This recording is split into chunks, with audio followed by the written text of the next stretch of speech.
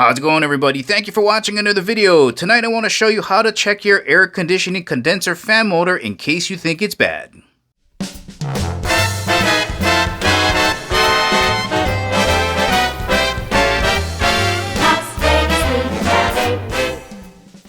And of course, before getting started, guys, if you don't feel comfortable repairing your own air conditioning components, consult a professional. Alright, so this is my old air conditioning condenser motor fan. I know it's bad, it's shorted out. So I'm going to show you guys how to check it with a multimeter. This is a fairly inexpensive multimeter. You can get it on Amazon, I think now for $20. Make sure to check out the link in the description below.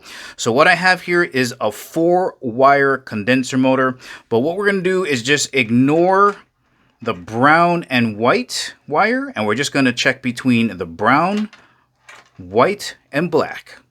Here are the readings that I took from the new and the old motor. So when I touched the white to the brown, it came up with 49.2. And when I touched the other two leads together, I got 14 and 35.1. It basically added up to this top number. Now, if it's totally different or you have open line like this, you got to replace your motor.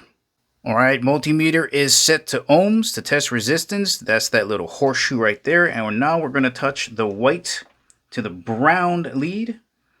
And there's the reading we got there, 43.3.